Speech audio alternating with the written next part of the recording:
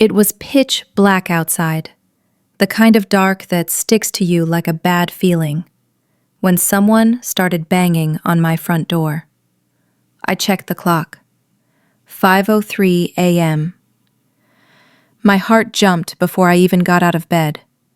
Nobody knocks like that unless it's serious trouble. I threw on a hoodie, my feet freezing on the wood floor, and tiptoed to the door.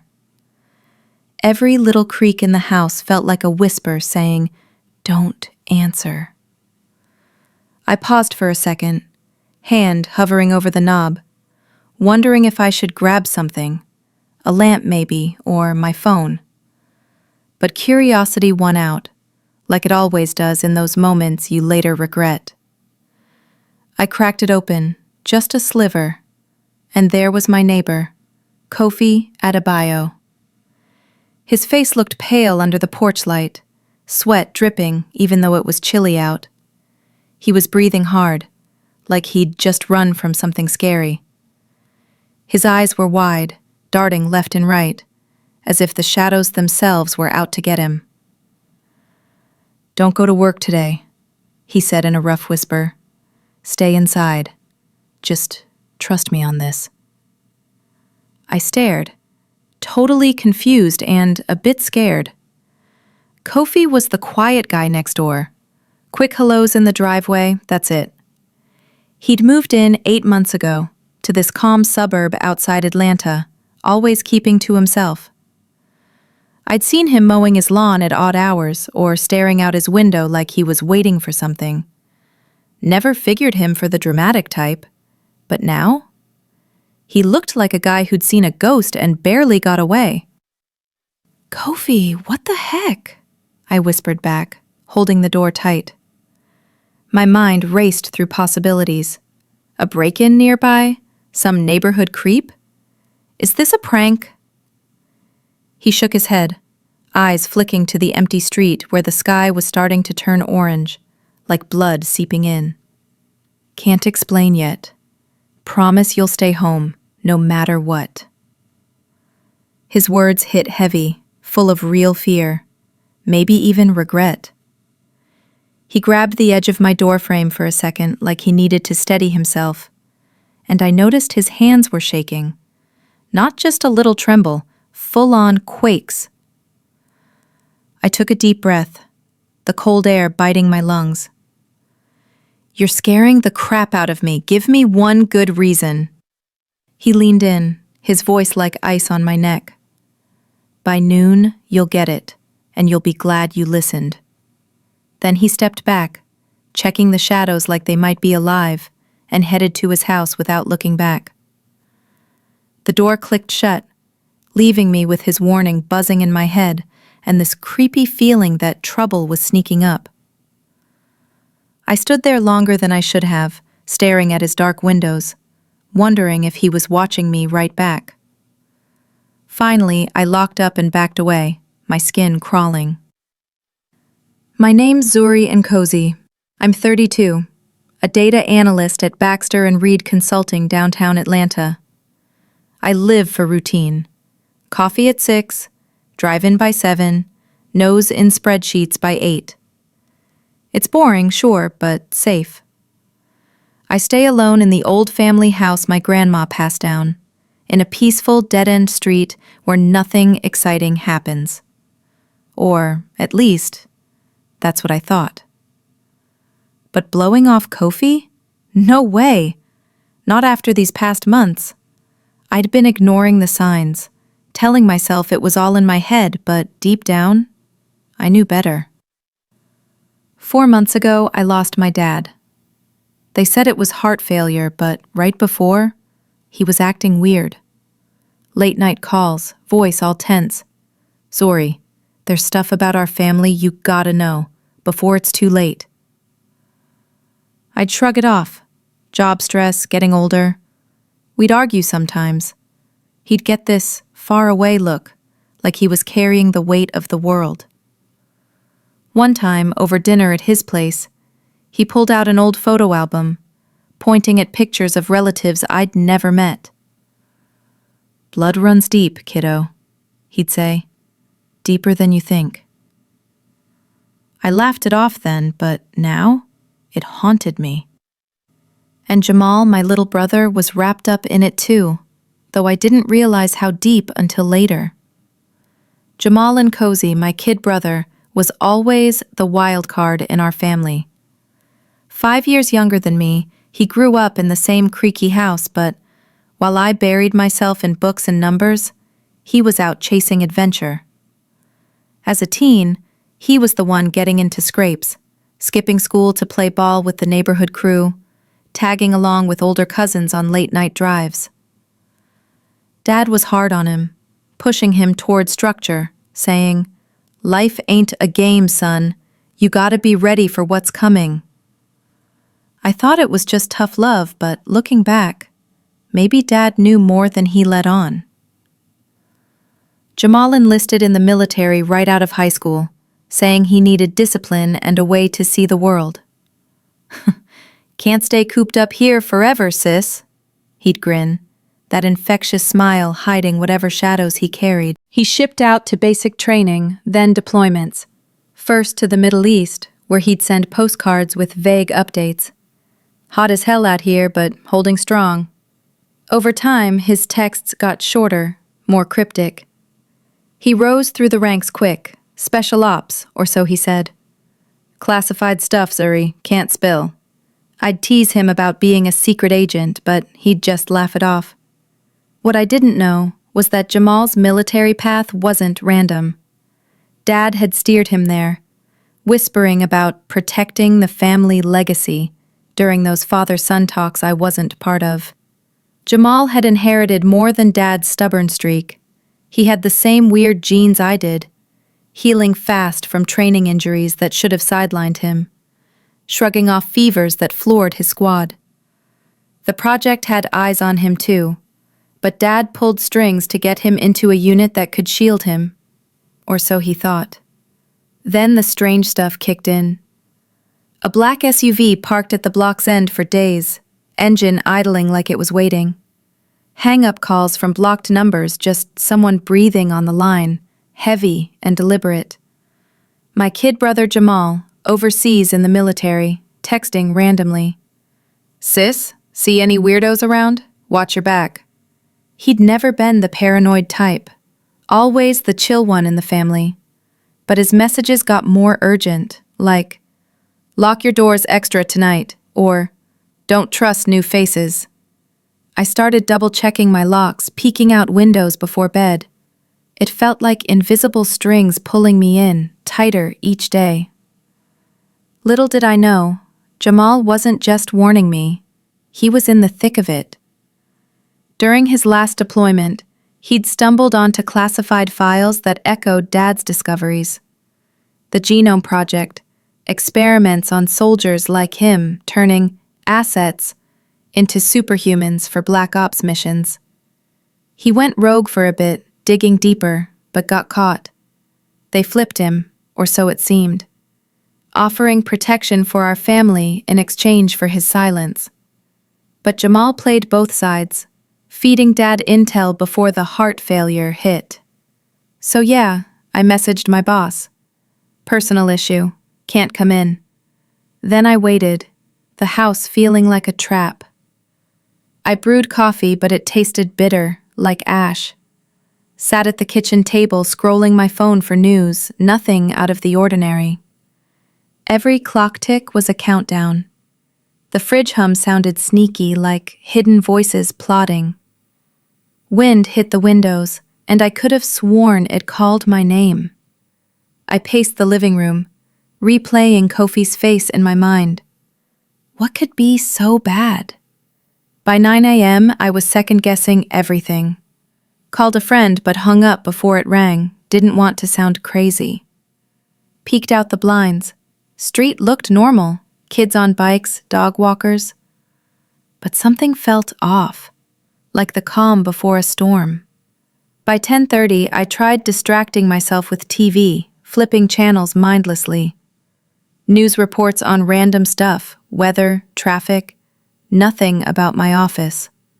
My mind wandered to Dad again. That last visit, he'd handed me a keychain saying, "Keep this close. Might need it someday." I pulled it from my drawer now, turning it over. Just a plain silver thing with a tiny engraving. Truth in blood. Weird. Then I thought of Jamal's last video call, months back. He looked worn, beard scruffy. Background, a dusty tent. "Sis, if things get weird, remember that old fort we built as kids? Hideouts work." I brushed it off as nostalgia, but now it clicked. Code for something bigger. By 11:45, I felt dumb. Come on, Zuri, he's probably nuts. I paced more, almost grabbing my keys to head out anyway. Screw this paranoia. Then my phone rang loud, jolting me like a shock. Unknown number. I picked up, trying to sound cool. "Hello?" A deep voice came back. "Ms. Nkosi? Detective Harris, Atlanta PD. Gotta check where you were this morning. Big trouble at your office." My gut dropped hard, like I'd fallen off a cliff. What trouble? A pause, then, "Targeted attack, people hurt bad. Your badge scanned at 7:58 a.m. Cameras show your SUV in the lot. Folks saw you on the 4th floor just before it happened." I could hear background noise on his end, radios crackling, voices murmuring. It sounded real. Too real. The room spun. Cold sweat hit me. No way. I've been home all morning. My voice cracked a bit. Another heavy pause. "Ma'am, plates match yours clear as day. Your stuff from your desk, laptop, ID, was near the mess. This is serious. Cops are heading your way for safety and questions." Safety? Questions? It slammed me. Someone stole my life, my face, to stick this nightmare on me. I flashed back to parking my SUV last night. Had someone tampered with it? Cloned my plates? My knees went weak. I grabbed the counter, brain spinning back to Kofi's words. "Stay put, no matter what." "Who got hurt?" I pushed, voice shaking now. "Why me?" The detective's voice got sharp, like he didn't buy it. "Can't say more. Just wait there." He asked if anyone could vouch for me being home. Neighbors? Deliveries? Nope. Alone. Click. Line dead. Panic surged. I yanked the blinds shut, locked everything twice. Staring at the walls, those weird emails from last week popped up. "You in the office Tuesday?" The guy in the raincoat by my mailbox, hood up, watching. Not random, a setup. I checked my email again, more spam, but one stood out. Confirmation, meeting rescheduled. From who? Blocked sender. I sank to the floor, back against the wall, hugging my knees. Minutes ticked by like hours. What if Kofi was part of it? What if this was all a trap to flush me out? Jamal's texts echoed in my head. Had he known this was coming? Was he trying to warn me from afar? Or was he deeper in the web? Then a knock came, hard, like business. I froze, holding my breath. "Zuri, Kofi here, let me in, clock's ticking." His voice pushed through the door, urgent but steady. I peeked. Just him, eyes sweeping the street like prey. Sweat on his brow again. "How'd you know about the call?" I snapped, door still shut. "Those cops ain't here to help," he fired back. "They're here to drag you under. You weren't supposed to wake up today." My heart pounded like a drum. I swung the door open a crack. He slid in, bolted it fast. The air felt thicker with him inside, like secrets crowding the room, straight to it. "They're pinning that bloodbath on you. You were supposed to be there, dead or the fall guy." I stepped back, arms folded, tight. "Why? Who are you really?" He locked eyes, solid as rock. "Didn't pick this house random. Your dad put me here, to watch over you." He paused, glancing at the window like he expected company any second. "And Jamal? He's been in on it longer than you think." Everything flipped. My dad?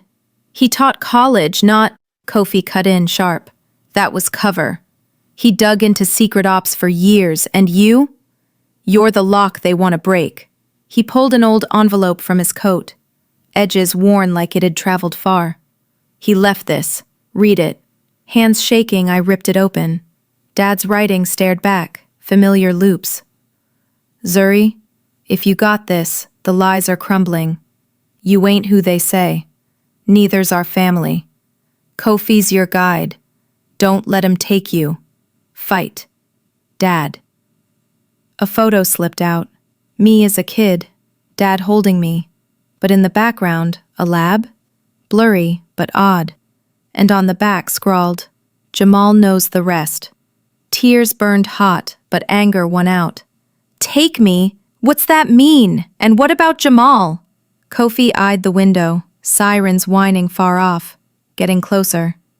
Your birth ain't chance. Dad blew the lid on a hidden gene project, fancy bloodlines built to last, immune to poisons, heal fast. They didn't make you. You're what they dream of copying. He yanked you out, but they offed him for it. Heart failure? Bull. Poison. Now they want their prize back. You. He spoke fast like time was slipping.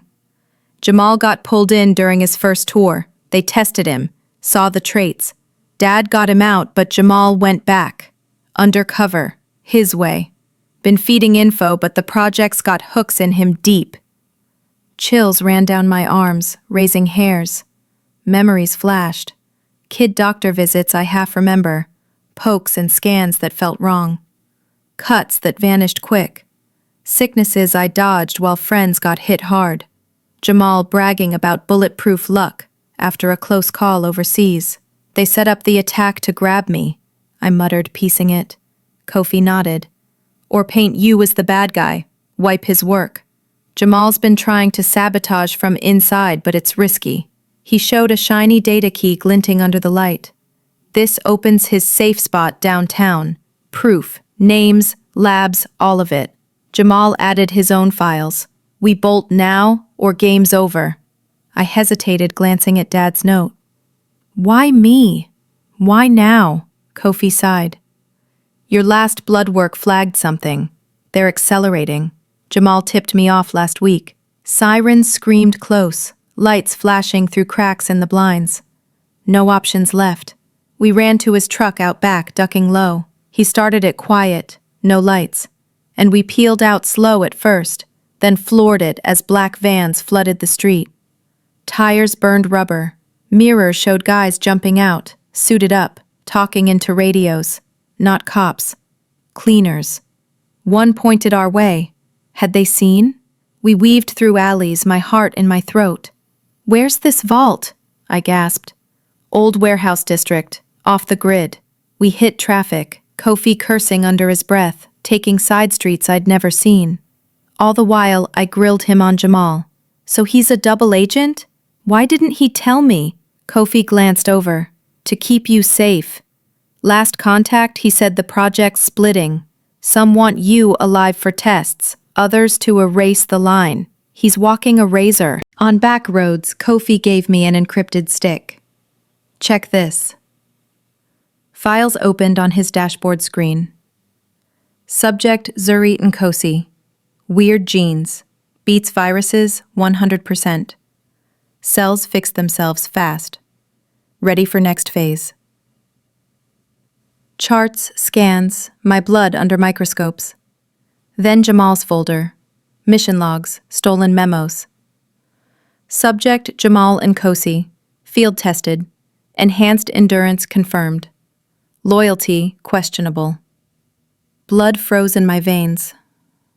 I'm a tool? Nah, Kofi said, dodging onto a secret path to an old factory area, overgrown and forgotten.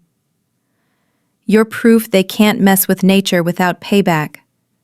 Dad died hiding that. Spent years gathering dirt, risking everything. He shared a quick story. Dad recruiting him from an old agency job, swearing him to secrecy. Jamal joined later, after Dad's death. Kids got fire, but the military broke him a bit. PTSD from ops where he saw enhanced soldiers go wrong, turning on their own. We dumped the truck behind rusted gates, snuck into a rundown warehouse, his hideout, camouflaged with vines and debris. My palm scan popped the door with a hiss, lights flickering on. Inside, piles of drives, dusty servers humming, a glowing center console like a beating heart in the dim. Echoes bounced off metal walls. Dad's hologram message lit up as we approached. Choose, Zuri. Give in, they win. Spill it. Burn 'em down. It was his voice, crackling but warm, like our old talks. He looked tired in the recording, but determined. I love you, kid. Make 'em pay. A side note flickered. Jamal, if you're watching, protect her. You're the shield I couldn't be. Alarms wailed suddenly. They found us. Choppers thumped overhead. I hit spill without thinking. Data poured out. Leaks to news, whistleblowers, forums. World would see. Corrupt officials, hidden labs, experiments on kids like me. Screens flashed confirmations. Kofi grabbed me hard. Move, exit tunnel. We dashed through a back passage, damp and narrow, my shoes splashing in puddles. Gunfire echoed behind, doors breaching. They're close, Kofi yelled, pulling a pistol from his belt. We busted into the night, cool air hitting like freedom. Choppers roaring up top, light slicing trees like knives. Bullets zipped by, pinging off metal. But inside me, fire, not fear. I wasn't their toy no more. I was the wildfire, burning their secrets. We sprinted through woods, branches whipping my face, breath burning. Right as a light pinned us, a shadow popped from the woods. Jamal? My brother, in fatigues, gun up, eyes wild. Sis, hit the dirt! Thangs echoed, agents dropping. But as he turned, a patch on his sleeve caught light. A logo from the files, the project emblem. Was he saving us? Or finishing the job? Jamal? I gasped. He smirked, odd. Long story, Zuri, but Dad's plan? It's bigger than you know. The secrets I let loose, did they free me or curse everyone? Choppers closed in and Jamal raised his gun again. Toward us? His eyes locked on mine, a mix of brotherly love and something colder, like the military had carved out pieces of his soul. Whatever his backstory held, it was about to unravel everything. If that hit you hard, hit subscribe and tell me your city below, 'cause the chase ain't over and Jamal's secret, it'll blow your mind. Stay tuned.